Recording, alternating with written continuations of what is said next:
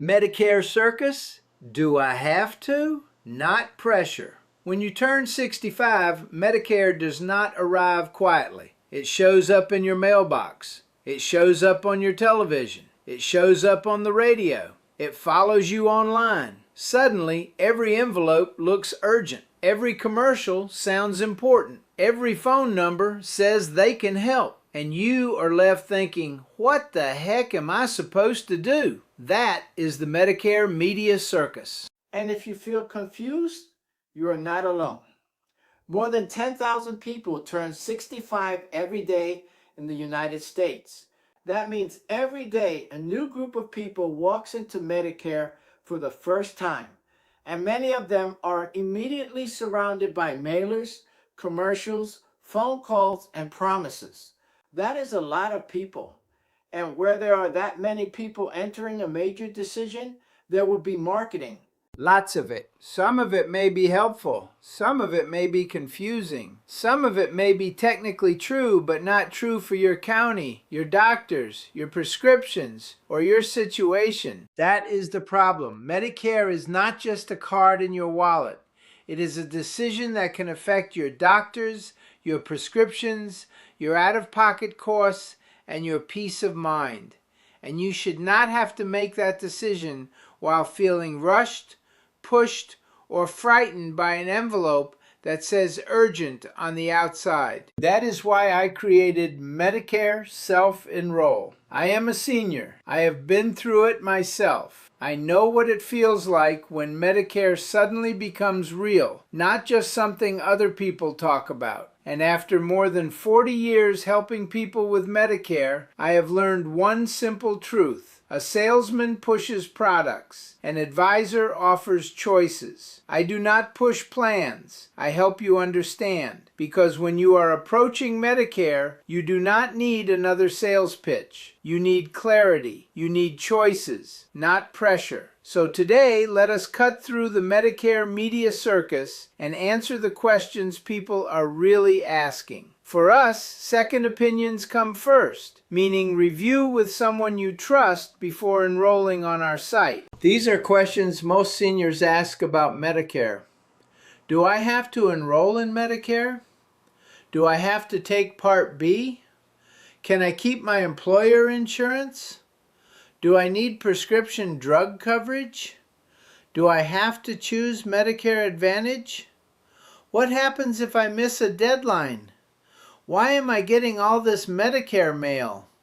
Why do some ads promise benefits I may not get? How do I compare choices without pressure? Question 1. Do I have to enroll in Medicare? The honest answer is, it depends. Some people are automatically enrolled in Medicare Part A and Part B if they are already receiving Social Security benefits before age 65. Other people have to sign up themselves. If you are retired and do not have employer coverage, Medicare may be something you need to act on when you become eligible. But if you are still working and covered by active employer insurance, the answer can be different. This is where people get into trouble. They hear one rule from a friend, another rule from a commercial, and another rule from a mailer. But Medicare is not one size fits all. Before you decide, you need to know your situation. Are you still working? Is your spouse still working? Is the coverage from active employment or retiree coverage? How large is the employer? These details matter. The point is not to panic. The point is to understand before you act. Question 2. Do I have to take Part B? This is one of the biggest questions people ask. Part B is the medical part of Medicare. It helps cover doctor visits, outpatient care, preventive services, and many medically necessary services. But it usually has a monthly premium, so people naturally ask, do I have to take it now? If you do not have other proper coverage, delaying Part B can lead to late enrollment penalties and gaps in coverage. But if you are still working and covered by active employer group coverage, you may be able to delay Part B without penalty. That word active is important. Retiree coverage is not the same thing as active employer coverage. COBRA is not the same thing either. This is where people make mistakes. So the answer is not just yes or no. The answer is must know your coverage and your timing before you make a decision. Question 3. Can I keep my employer insurance? Sometimes yes. Many people are still working at 65. Others are covered under a spouse's employer plan. So naturally they ask, can I keep what I have? In many cases, you may be able to keep employer coverage, but you need to understand how that coverage works with Medicare. Does Medicare pay first or second? Should you enroll in Part A only? Should you delay Part B? Is your prescription coverage considered creditable? These are not small details. These are the kinds of details that can affect your costs and your coverage later. This is why Medicare should not be handled from a postcard. You need the facts that apply to you. Question 4. Do I need prescription drug coverage? Most people should pay attention to prescription drug coverage, even if they do not take many medications today. Medicare drug coverage can come through a standalone Part D plan or through a Medicare Advantage plan that includes drug coverage. The reason this matters is that Medicare has late enrollment penalties if you go too long without creditable prescription drug coverage. People sometimes say, I do not take any drugs, so I do not need drug coverage.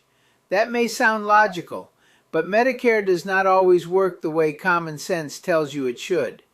The better question is not, do I take drugs today? The better question is, do I have creditable prescription drug coverage, and am I protecting myself from penalties later? That is a very different question. Question 5. Do I have to choose Medicare Advantage? No, Medicare Advantage is one path. Original Medicare with a Medicare Supplement is another path. A standalone prescription drug plan may also be part of the picture. The problem is that much of the advertising makes it sound like Medicare Advantage is Medicare itself. It is not.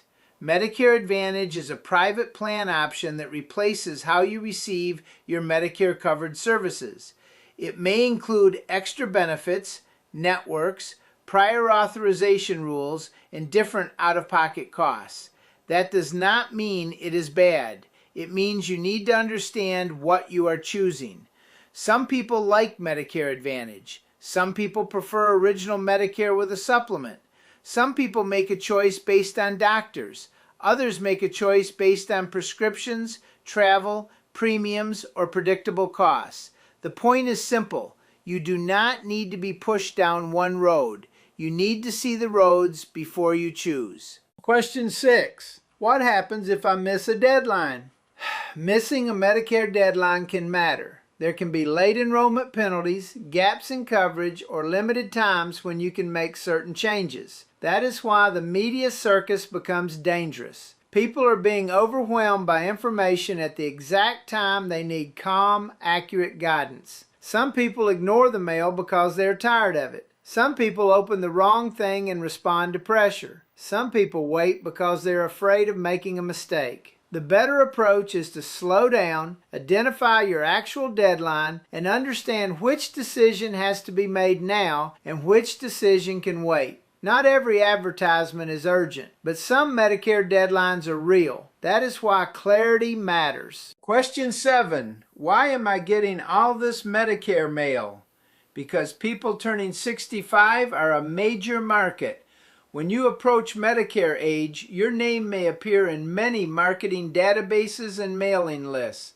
Companies know that people turning 65 are about to make important health insurance decisions, so the mail begins.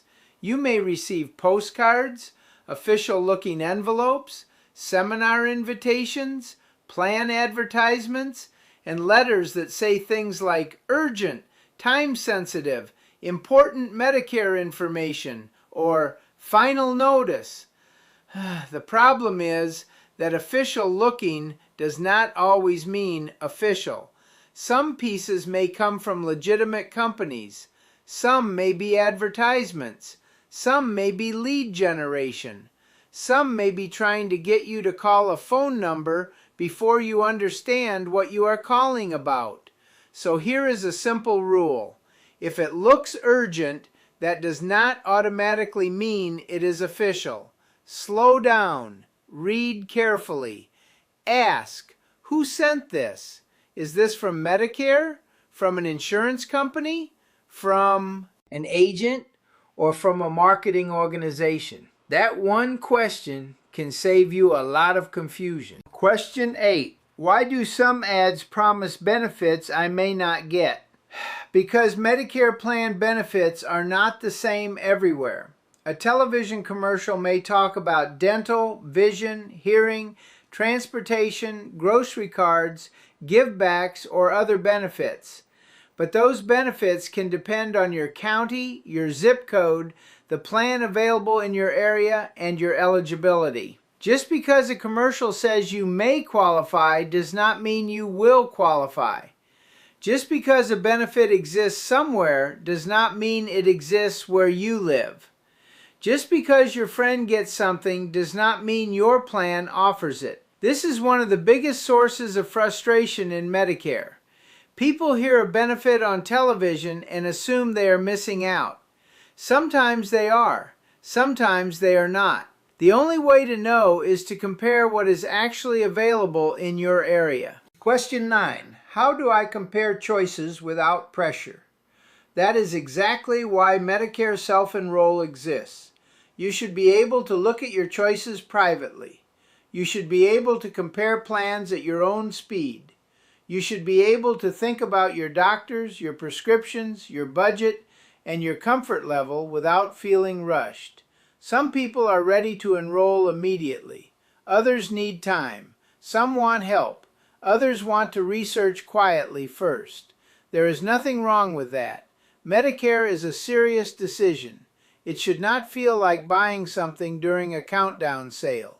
Medicare Self-Enroll was created to give you clarity, offer choices, and let you enroll when you are ready. The Medicare media circus is loud, but your decision should be calm. You need clarity. You need choices, not pressure. That is why I created Medicare Self-Enroll. Because when it comes to Medicare, the goal is not to be sold. The goal is to understand. And once you understand, you can choose with confidence. Please share, like, and subscribe to help your fellow seniors. Our code of conduct follows next.